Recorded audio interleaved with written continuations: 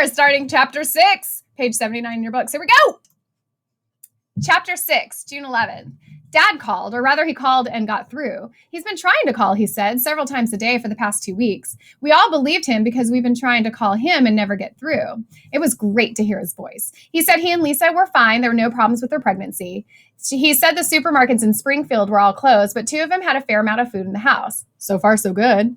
Mom also got a call from Johnny's camp today, and they're still planning on being open. So the plan remains for Johnny to go to camp, and then Mom and I will drive up there to get him, and she'll drive us to Springfield. Dad said asked Matt if he'd be coming also, but Matt said he thought Mom would need him around in August, so he'll be staying home. I know that hurt Dad, and even though it's probably true, and Dad probably knows that. Anyway, Dad said maybe Matt could come along for the drive and at least see him and Lisa. We could all have dinner together. And for a moment, we forgot that all the restaurants were closed. For a moment, things were normal again. Matt said that sounded good, like a good plan to him, and Mom said she'd enjoy having the company on the drive home. Johnny asked Dad if he'd heard anything about the Red Sox. Dad said he thought they were okay, but didn't really know. I feel like Dad should have known Johnny was going to ask, and he should have been able to answer. He could have lied after all and said they were all fine.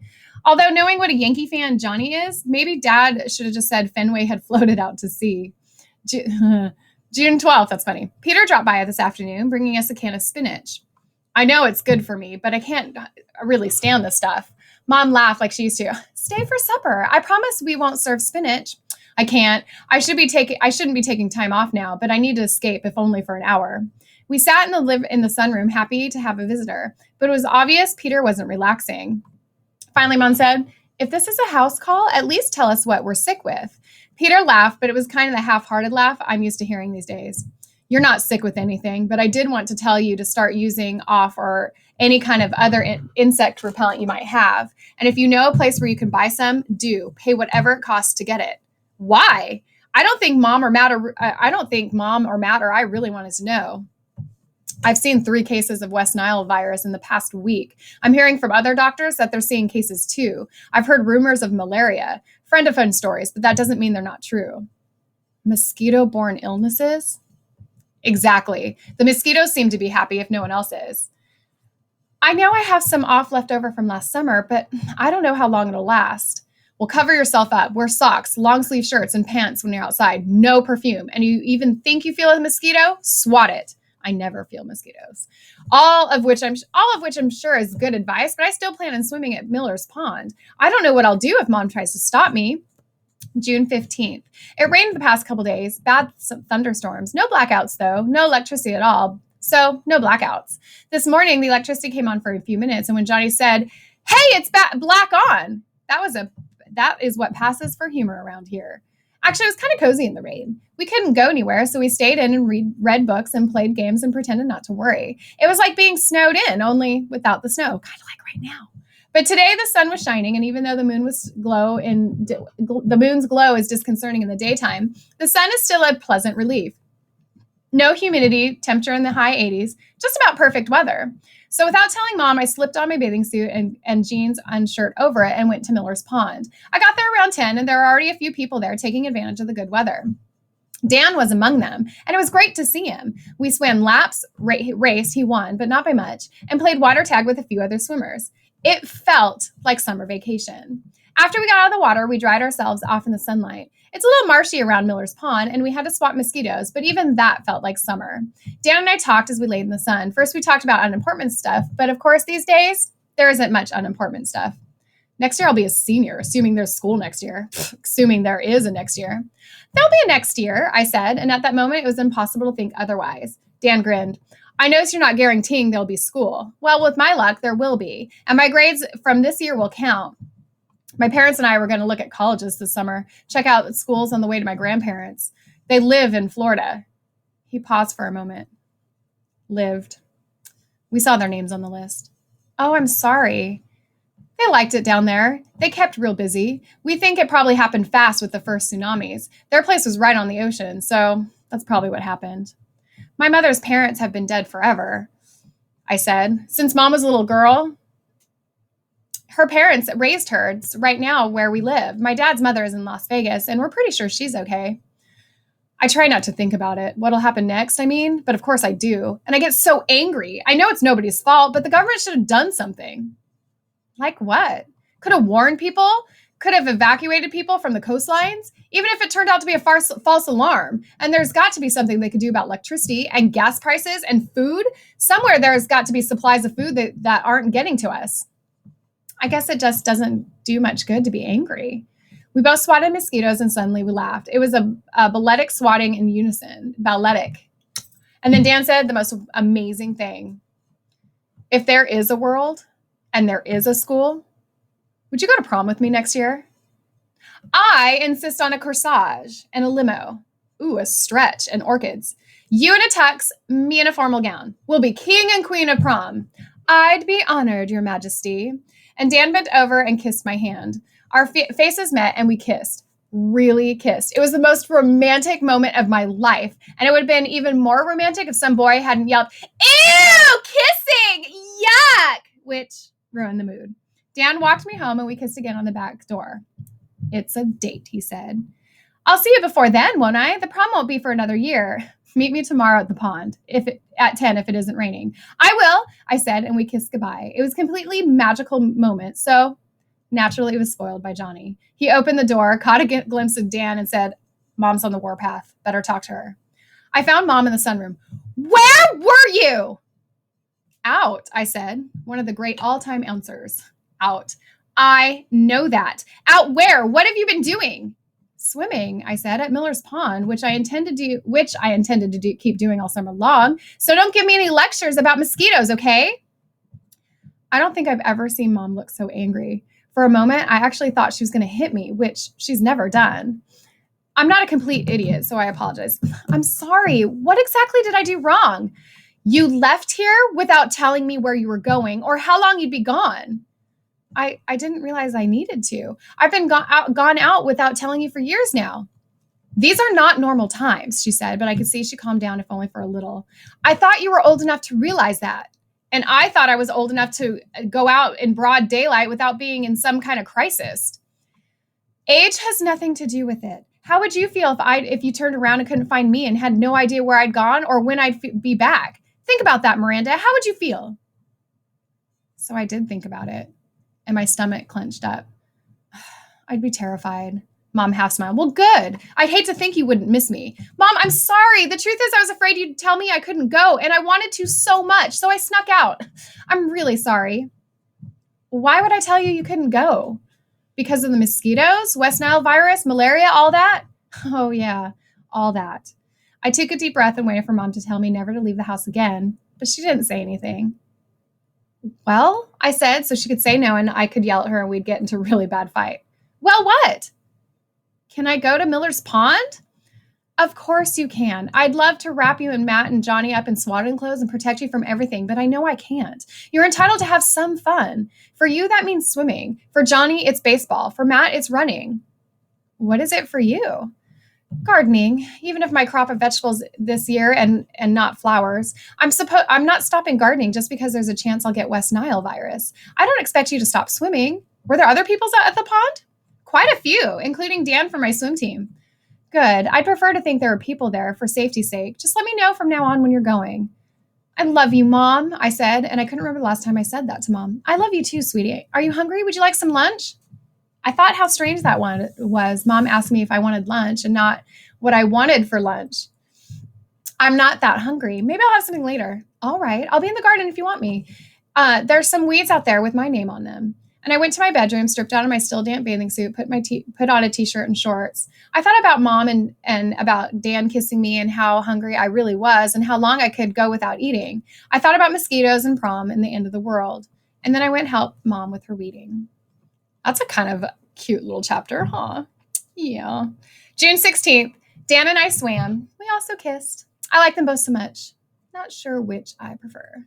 June 17th, Mom came home from the post office today with a smile on her face. They aren't doing home deliveries anymore, so Mom goes into town a couple times a week to pick up mail at the post office.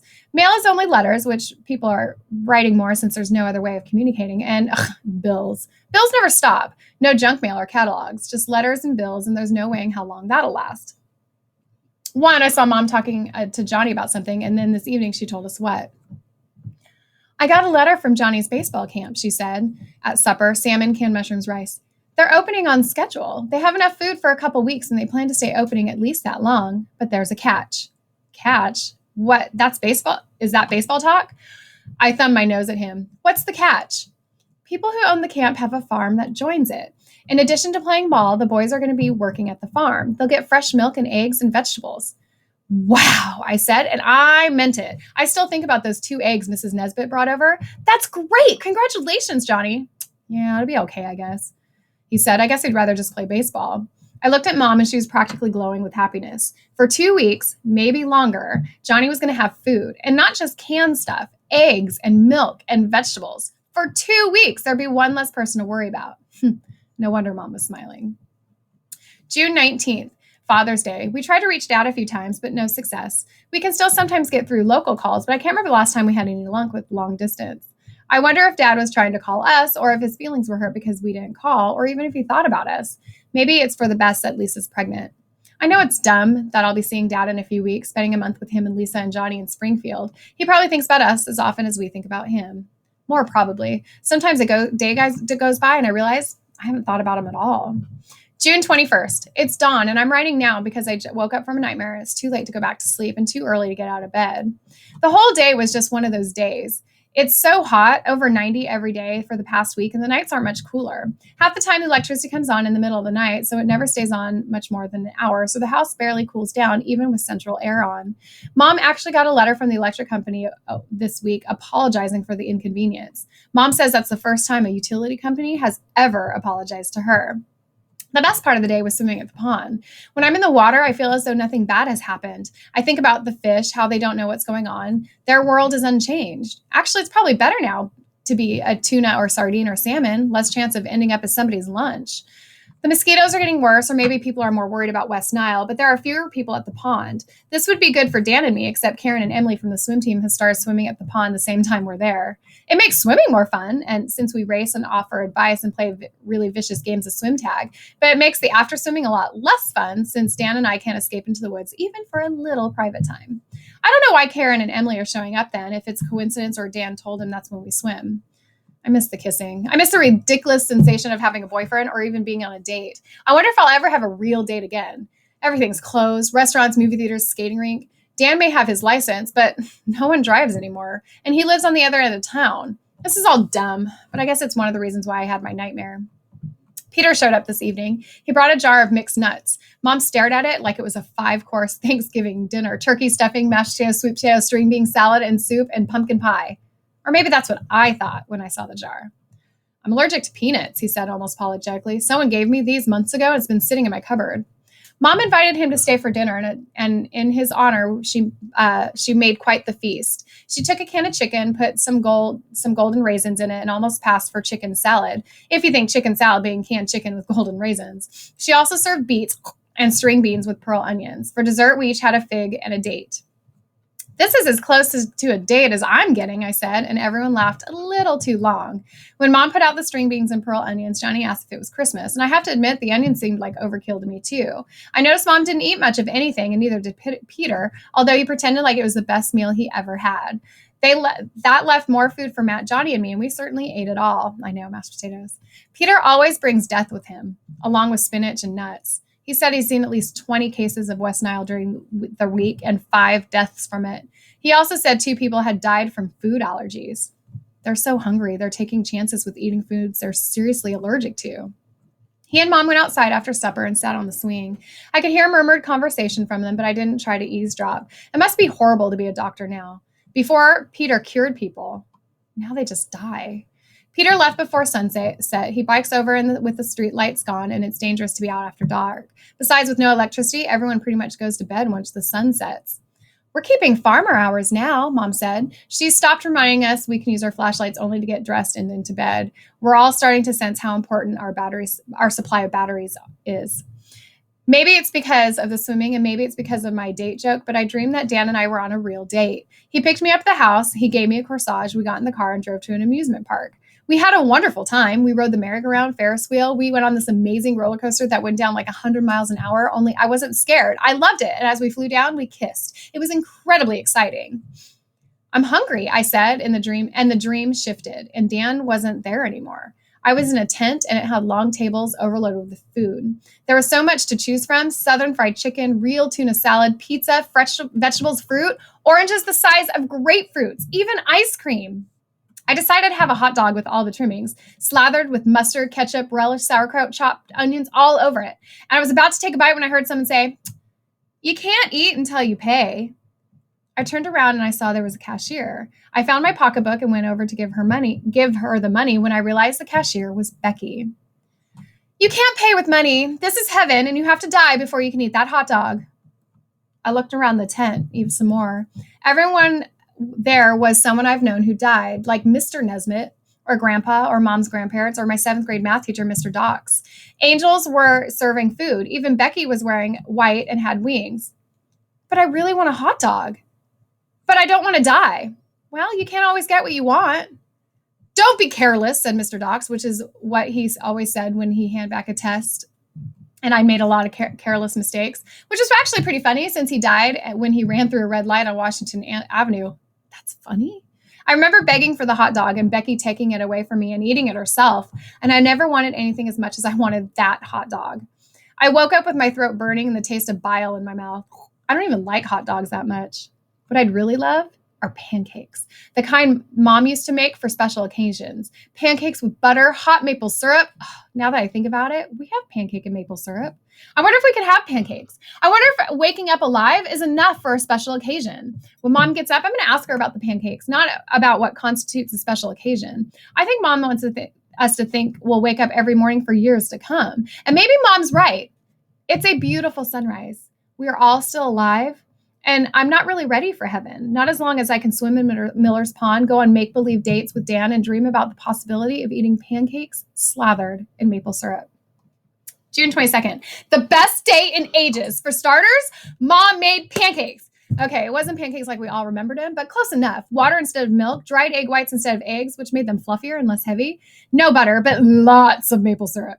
We love them. Mom smiled like I haven't seen her smile in weeks. Johnny asked for second, and Mom made them for him, and for all of us, really, since we ate like pigs. Mom sent Matt to get Mrs. Nesbitt, so she got to eat pancakes also. It was amazing not to feel hungry and not to crave more or different. Then, after I fully digested, Mom insisted on that, I went to the pond. Dan was already there, and so was Emily, but Karen didn't show up. The day was a little grayish, but still murky, humid, and hot, and the water felt great. We swam and raced and had a good time. And then, oh, happy day, Emily had to leave and do something at her house. So Dan and I were alone. Okay, there were half a dozen other people around, but we didn't know them. So we were alone in that way. We continued to swim a while longer, and then we got out of the water, toweled off, not the sort of way you dry yourself in the sun, and took a little walk through the woods surrounding the pond. It was wonderful. We held hands, we hugged, we kissed, we talked too, and sometimes we just didn't do anything. Just stood quietly and let the trees and birds surround us. Underneath everything, I wonder if Dan would even know I was around if things were normal. Sure, he was nice to me at school and at practice sessions, but there was a big difference between saying I have a good crawl stroke and holding me tight in the forest while we kiss. If anybody reads this diary, I will absolutely die. Dan walked me home, but he didn't come in. It was lunchtime, and there's an unspoken understanding you don't drop in at meal times. Peter doesn't seem to understand this, but he always brings food. I went into the kitchen, but there was a strange, pleasant smell, and I couldn't quite identify. And then I saw Mom punching a white, lumpy thing. She was positively grinning as she punched. I'm baking bread. The pancakes made me think about what we have, and I remember buying yeast. I put it in the fridge and almost forgot about it, but there it was. I'm using water instead of milk, but that's okay. We're going to have fresh baked bread. You're kidding, I said. It seemed too good to be true. We have enough for 6 loaves, Mom said. I'm baking 2 today, 1 for us and half a loaf for Mrs. Nesbitt and half for Peter. As soon as we're finished with our loaf, I'll bake another. There's no point holding off. We'll eat bread for as long as we can, and I'll check out the non-yeast recipes, and we'll have breadish until I run out of flour. I just wish I thought of it sooner. We can save some for fall after Johnny and I get back from Spreefield. And just because it was that sort of day, and as soon as I said it, the phone rang. It had been so long since I heard that sound, I probably practically had a heart attack. I answered the phone and it was Dad. Johnny and Matt were at the park, so they didn't get to talk with him, but I did. And it was great hearing his voice. He's fine. Lisa's fine. And she saw her obstetrician. The baby's fine. Dad says she's tried our number and Grandma's and Lisa's parents 3 times a day. He spoke to Grandma a couple days ago and she's fine. Lisa reached her parents about a week ago and they're okay too. He said, we can't wait to see us. And he was sure we'd be able to manage. Springfield hasn't had any food deliveries in the past couple of weeks, but he and Lisa stocked up on stuff and when this all first happened. And they have some friends who left Springfield to go south, and they let them have all their canned goods and boxed foods. Besides, he heard local farmers were planting crops, that some trucks were on the roads again, and things couldn't stay this way forever. Just hearing Dad say that and smelling bread in the kitchen made me feel a lot more optimistic. Mom was so proud when the loaves came out of the oven. They were golden brown and tasted so much better than store-bought bread. Matt biked over to Mrs. Nesbitt's and Peter's office and gave them their goodies. We had peanut butter and jelly on fresh baked bread and for supper tonight. Open-faced sandwiches because we sliced the bread so thick. Mom says we keep eating like this, we'll end up fat and malnourished, but I don't care. It was wonderful. Then because when good things happen, they just keep on happening. We had electricity and it came on at 7 p.m. at a time we could actually use it. And it stayed on for 3 hours. Could you imagine being that happy for electricity? Mom did 3 loads of laundry, got 2 of them dry. I vacuumed the whole house. We ran the dishes through the dishwasher. We ran central air and cooled the house off. Just for the hell of it, Matt toasted a slice of bread and we all nibbled on it. I've forgotten how great toast is. Crunchy on the outside, soft on the inside. And a couple days ago, Matt had gone into the attic and brought down a real old black and white TV set with built-in antenna. Mom says the antennas are called rabbit ears, which I think is pretty funny. With the electricity on, we turned on the TV set and got 2 stations. We can't really get any TV reception on our other sets. Our cable reception is completely gone. Just seeing a picture on TV was exciting. One station was religious. The other station showed reruns of Seinfeld and Friends. Guess which one we watched? Watching sitcoms and eating toast. 2 months ago, it was pretty much a part of my life I didn't even notice. But now it felt like Santa Claus, the Easter Bunny, and Tooth Fairy, Wizard of Oz all rolled into one. We have clean sheets to sleep on, clean house, clean clothes, clean dishes. We even spent the evening laughing. It wasn't 90 degrees in the house when we went to bed, and we aren't hungry. I'm not worried about Dad. I know what it feels like to kiss a boy. If I could relive this day over and over. I can't imagine a more perfect one. June 24th. I'm so angry at Mom, I could scream. And it doesn't help that she's mad at me as I am at her. The day started out great, too. The sun is shining, perfect swimming weather. There's enough bread left for each to have a slice of bread for breakfast. Mom brought in a few strawberries from the garden, and we each had 2. I went to the pond and didn't even mind that Karen and Emily were there. We swam, we raced, we had fun. I guess they figured out that something's going on with Dan and me because when we got out of the pond, they made themselves scarce. Dan and I took our walk in the woods. When we were together like that, I felt like everything's going to work out. I'd like to think I help him feel that way also. Dan walked me home. We ran into Mom in the driveway. I'm off to get gas. Dan, would you like to lift to town? Dan said yes, and I asked if I could go too. Mom said sure. We'd be picking up Mrs. Nesbitt also. She wanted to go to the library. There were 2 gas stations in town that have gas. The way it works, you get in line and you prepay. It's $12 a gallon or $35 for 3 gallons. Exact change only and a maximum of 3 gallons. It usually takes about an hour to get gas, and you drive to the other gas station and get 3 gallons there. Then you have time and money. You go back to the first gas station and start all over again. So while Mom was waiting in line, there's plenty of time to go to the library or do anything else you want to do. A lot of times, Mom drops Matt, Johnny off at the park, and they find a pickup game of baseball while Mom does the gas lines. But since we were all sure it was going to rain, they decided to skip the trip. So there's room for Mrs. Nesbitt, Dan, and me. Mom got into the gas line. Mrs. Nesbitt, Dan, and I walked over to the library.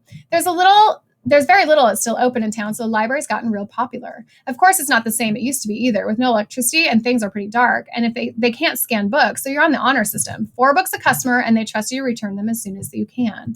We have lots of books at home, but Mom's been urging Matt and Johnny and me to use the library as much as possible. I guess she's afraid it won't stay open that much longer. We found all the books to take out. I put Mrs. Nesbitt's and my books in a bag. Dan and I kissed in the stacks, and we left the library. He started walking towards his home. And Mrs. Nesbitt and I started to walk back to the gas station to keep Mom company while she waited. Only, as we were walking, we saw a long line at the elementary school playground. There were maybe 50 people in line. We noticed a couple of state troopers standing around, making sure people stayed in place. I ran over to see what was going on. They're giving away bags of food, 1 bag per household. What? Food? I waved Mrs. Nesbitt over and I got her a place in line. I'm going to get Dan. We'll meet you back here. So I ran. I mean, I ran towards Dan's home. It didn't take me long to find him and explain what was going on. We both ran back to the playground. By the time we got there, Mrs. Nesbitt was about 20 people ahead of us. And I knew we just couldn't cut in line and join her, but we yelled so she knew we were there. It wasn't bad in line, maybe because the troopers saw that we behaved ourselves. Any kids who might have been whining played in the slides and swings instead, and it was fun to watch them have a good time. We were excited about getting food, even if we didn't know exactly what to expect. It felt like Christmas shopping. Now, every now and again, one of the state troopers would explain the rules to us. One bag per household, all the bags were identical, make any trouble and no bag. No cost, but a thank you would be appreciated. It began to rain and we didn't mind. It was a gentle summer kind of rain, and since it's so humid, we hoped that the rain would clear things up and the weather would turn nice again. Dan and I held hands, giggled, and enjoyed being together. We edged forward and we cheered when Mrs. Nesbitt got into the school. We cheered again when she emerged carrying a bag. We finally got in ourselves. There were other troopers in the school, clearly guarding bags. It was scary to see them with real guns. But everyone was well behaved. When you got in the line, you had to show your ID and your address on it. Luckily, Dan and I both had our library cards. We were each handed a plastic bag and told to leave, which we did. When we walked out, we saw the troopers were telling people not to get in line. Supplies were running out. We found Mrs. Nesbitt standing outside the playground. This is nice, beans and all kinds of goodies. I was so excited that I flat out kissed Dan right in front of Mrs. Nesbitt. Not that she seemed shocked. Dan gave me a hug and said goodbye. My mom's going to be so happy. Maybe there'll be more. Maybe this is the start of better times. Let's hope so, he said, and he gave me one more kiss and he started back to his house. I took Mrs. Nesbitt's bag and we began walking back to the gas station. I couldn't get over how excited Mom was going to be when she saw us bringing the food. It was about a half-mile walk to the gas station. The gentle rain became a heavy and with distant thunderstorms. I told Mrs. Nesbitt I wish we had an umbrella for her, but she laughed. Oh, I won't melt. When we got to the gas station, we couldn't find Mom's car, which meant she was already on her way to the second gas station. Then that added another 5 blocks to the walk, and Mrs. Nesbitt and I were drenched by the time we found her. But it didn't matter. Rice and beans and powdered milk and salt and boxed soup mix, dehydrated vegetables, cornflakes, lime, and lime jello. Mom only had a 10-car wait by the time we got there. So I was so wet that I volunteered to get out and pay, which I did. It feels funny to go in the convenience store and see complete empty shelves and a sign saying, cashier armed, trained to shoot. I guess Mrs. Nesbitt told Mom about the food and the line when I was paying for gas. All I know is Mom was in a great mood before I left the car, and she was quiet, but what time I got back in. I don't know if Mom felt 6 gallons was enough for one day, or if she wanted to get Miss Nesbitt home because she was so wet, but we drove straight back and dropped Mrs. Nesbitt off. Any effort Mom might have made to seem social while Mrs. Nesbitt was still in the car ended as soon as it was 2 of us. What? What did I do this time? We'll discuss it inside. Her teeth was so clenched that she might have been a ventriloquist. We walked in the kitchen and I flung the book bag and the grocery bag. I thought you'd be happy. We have all this food now. What did I do wrong? Sometimes I just don't understand you. You saw everyone standing in line, and what did you do? I got in line. That what I was supposed to do? No, you left Mrs. Nesbitt and went and got Dan. That seems to be the part you're forgetting. Right. I ran to get Dan and then I got right back in line. And what if they ran out of food by the time you got back? What would have happened then? Then we wouldn't have gotten all this great stuff. Rice, beans, jello. I didn't know they were going to run out of food so soon.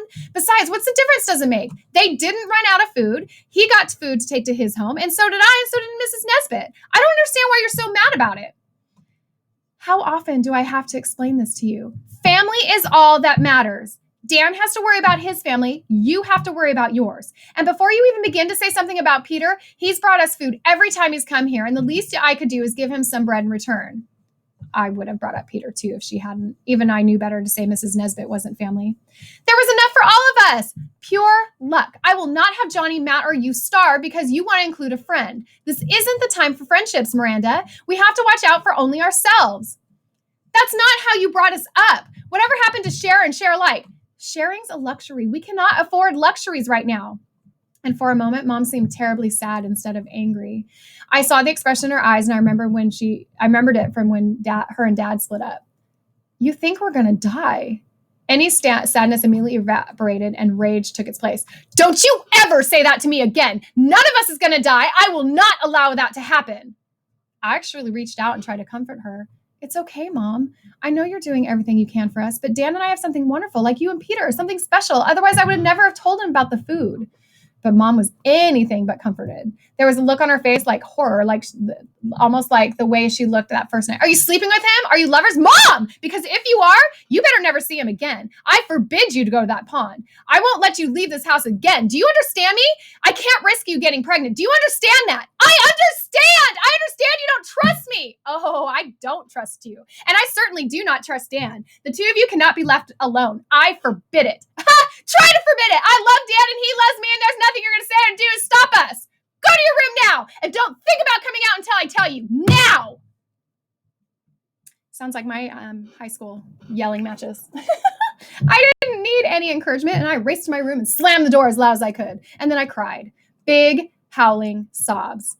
I'm not Sammy. I'm not an idiot. Sure, I'd like to make love with Dan. Sure, I'd like to make love with someone before this whole stupid world ends. But even though I told mom that Dan and I love each other, I know we don't. Not that kind of love where I want to feel for the first man I make love with. Half the time I can't even figure out what Dan is feeling.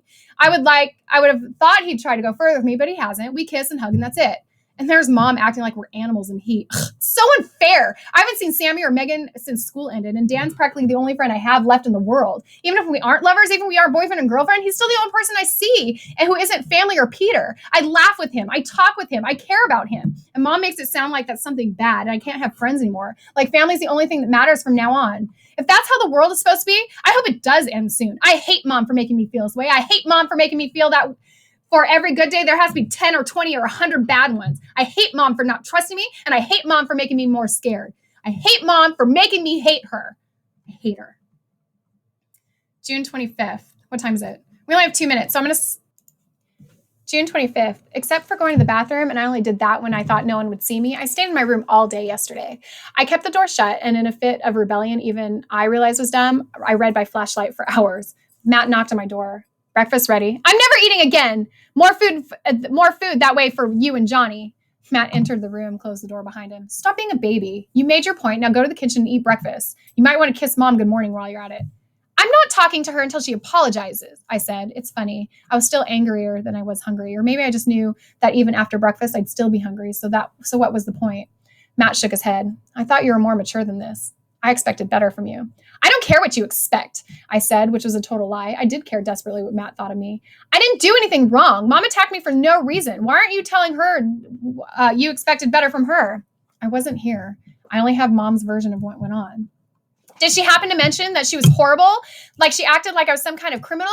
Or did she leave that stuff out? If you meant she burst into tears, said she felt terrible for the things she said to you, well then no.